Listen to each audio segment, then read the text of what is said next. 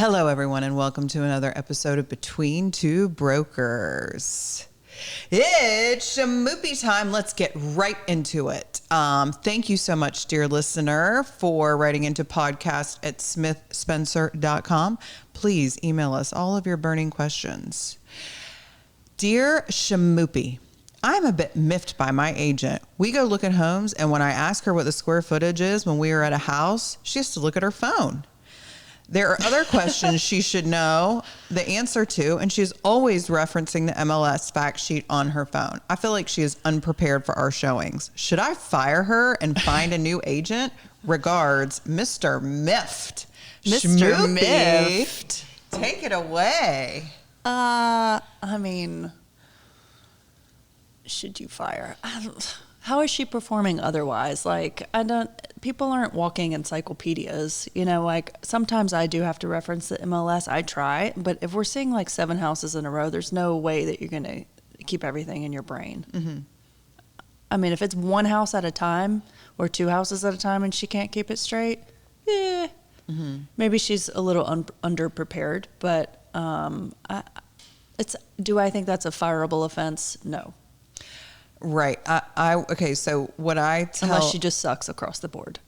Right. I mean, is this question stemming from you or actually want another reason to fire her? Right. And that's just what you're picking? Is there other stuff? Is she unresponsive? Is she unable to answer questions that matter? Because let me tell you something. If you can look up something on your phone, you don't need to be asking your agent about it anyway. That's my opinion. Stacy's look at it for yourself. Look for yourself. Okay, so here's what I tell people. Okay, when I wake up in the morning, I have no idea how my day is going to go. So I wake up to text messages. People want to see things. I'm driving around doing all my other shit, and then I show up to the appointment. Me memorizing square footages of 5 homes that we're going to see is not my gift or my talent. My gift and my talent is negotiation, getting you to the house that you want. My skill set is not in memorization of facts. Right. And is she ballparking it's about 3,000, but it's really, 3,156. Who cares? Yeah. I don't know. I just feel like if you can look it up on your phone, then you should. Now, if I don't have time to prepare and I show up for a showing, let's say I have a client that's hey, because we have to get people in right away. So, if I text the client a house and then they say, hey, can you show it to me tomorrow at 10 a.m.? And I get there, I'm I haven't looked at anything. I can reference everything on my phone, but I'll tell them if I'm not prepared in advance. So maybe that's something that, hopefully she listens to the podcast. But I mean, I don't think firing your agent is the way to go. I think if you have concerns that are legit, and again, fact memorization is not one, if you should approach your agent and be hey, I feel like you don't really know the area, whatever, or I feel I need a little bit more help or assistance, or we've made 5 offers and I haven't gotten a house. Mm-hmm. Can you be more aggressive? If that's happened, I would say fire your agent or interview other agents. Yeah. But I think you need to you need to communicate with your agent about your needs. I don't think that knowing the square footage of a house is a legitimate need. No. Because you can look that up. Yeah.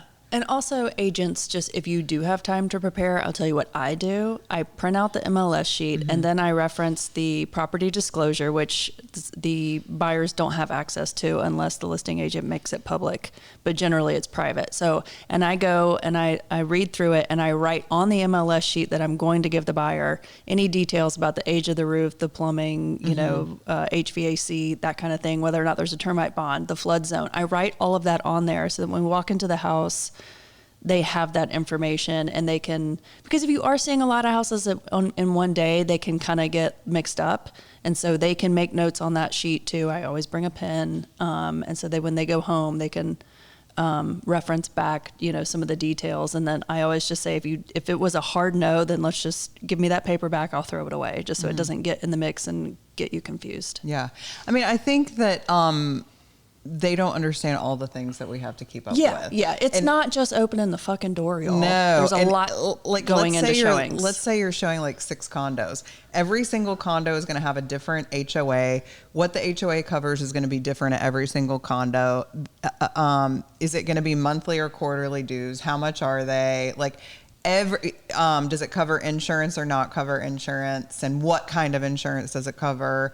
I mean, there's just like so much that we cannot possibly know about every single property. Like I've shown a bazillion homes, it seems like, all over town, but also those things change. And so it's not like I'm going through and like memorizing like, oh, at this condo complex, the HOA dues. I mean, that is not like me showing my muscle. Me showing my muscle is like getting results, getting my clients houses, or selling their house quickly for a lot of money. Like that's my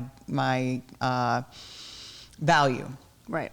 So, Mr. Miffed, of course, Erin or I would be happy to help you, but that doesn't mean that there's something wrong with your agent that she hasn't memorized stuff. Maybe just say, hey, like, I feel like you're a little bit unprepared, or maybe you just have unrealistic expectations. Or ask for her to print out the MLS sheets. Yeah. Just be like, I really want to know all this stuff when I'm here. I love paper. Yeah. But thank you so much, listener, for writing into podcast@smithspencer.com. We appreciate your question and wish you the best of luck in your home search. Thank you so much for tuning in to Between Two Brokers. Don't forget to rate, review, and subscribe. Give us 5 stars, share with a friend, all those things. Thanks.